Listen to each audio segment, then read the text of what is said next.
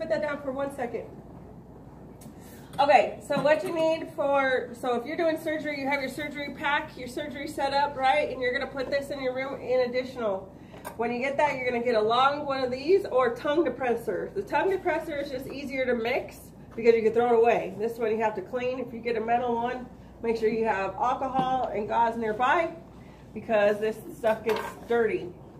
This paste is easy. This one is non-usual, so our patient is not gonna be allergic to the usual. We don't know if they're allergic until we actually put usual on the skin or touch them with it because it's not something they test for in a medical office if they have an allergy. So we won't know until we apply it.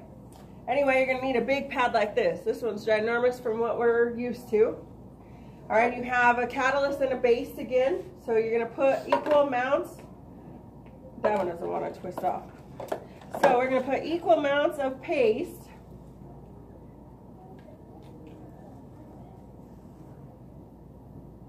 Just draw a straight line. Dang, you need that much? Oh yeah, you're gonna need a lot. Then you're gonna do this one. Whoop. And you're gonna do the same amount of line. Come on, guy. Squeezing out very slowly. Oh, that's why he had a fart. Okay, so now we got our equal amounts line. Anytime you mix, please keep it on the table because you're going to need the stability. And then with this, the minute you mix, it starts activating, okay? So we're going to scoop all of it in, and then you're just going to work it fast. And you always want to do a figure 8. Use the whole pad, and it's tough. Go both directions. It gets thick, huh? Yeah. So it's going to look like gum. And we're going to wait until it gets like a little thicker gum. Once you have it fully mixed, meaning there's nothing but pink on your mixing pad.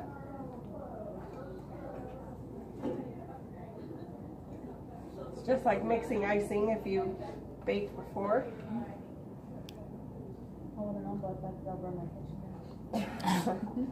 Oh, we got a terrible baker over here. All right, so that looks about done. You want to make it creamy, look like that. Then we're going to gather it. This is a little runny still, so I'm just going to play with it for a second. We need it to get thick. So as soon as it starts getting thick, I can make it into a snake, like clay.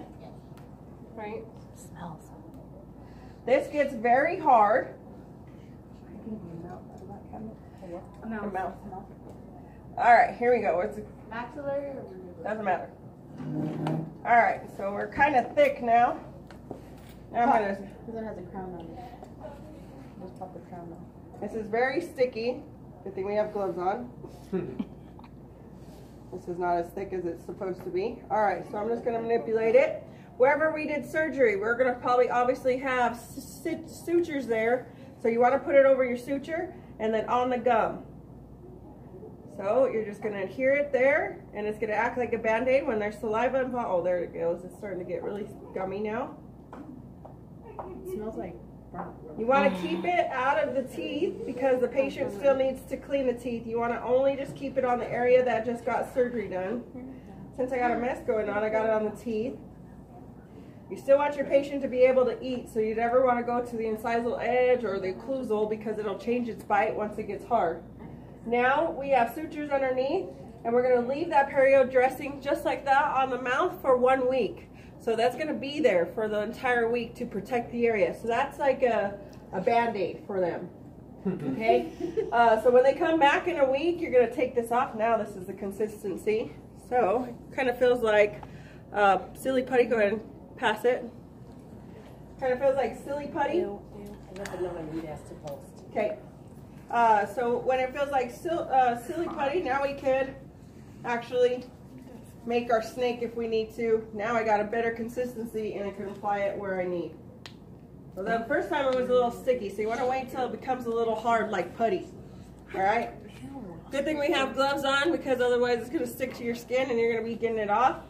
This guy, you want to remove it immediately, because if you don't take it off, it's going to stick to your spatula and now you're going to be scrubbing forever. Alcohol is our best thing to get it off. And then with our mixing pad, the top layer, again, you can just shear off the paper and throw all that away. If you have a tongue depressor, it's a lot easier, less cleanup, so that's what I always look for. We don't have tongue depressors here. I should have went to medical to go borrow some. But you always want to make sure you have something like that. The smell of it, go ahead and pass that around. The smell of it's not very good. The patient will keep it in their mouth. So it feels like or it looks like they have chew. You know how like the lip bubbles a little bit? That's kind of what it's going to look like. Eventually it'll start smashing down and it won't be so big after the first day because they've talked, they've ate, things like that, so it'll start wearing down. It's easy to take off when your patient comes back into the office. All you do is just remove it and then you're going to remove your sutures after that. Any questions? That's easy, water? Yeah. Huh? You don't use water? Nuh-uh, just like that. What, it can't come off while they at home? Well, it will if they play with it. So once we put it on, we won't dismiss them until it's there. And then they know it's a Band-Aid, so they won't mess with it. The only thing that will be funny with it is chips, tacos, things like that. So again, we're going to talk about the foods they can eat.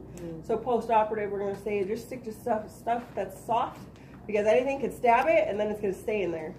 Then you're really messing with it. So you always want to just, so that's going to be a post-op, it's just food. Anything crunchy or pokey. No. Yeah, so it'll be firm just like that, like it is. Any other questions? When you're peeling it off, is there a chance you could take the stitching, cut the stitching? The stitch will always be tied, and there's 3 knots to a stitch. So you may pull like a little bit of string, or it may tug a little bit, and it may feel uncomfortable. But you're going to do it really slow, so they won't notice as much. Once you start seeing it pull and you don't have it off, just get your scissors and snip it, and then you'll have it attached to the gum, and then you don't have to pull it out with tweezers. So. Anything else? Oh yeah, see, I'm cleaning forever. I don't like this cleaning stuff. So I always use disposable stuff. Now I got it on the handle as well. Any other questions?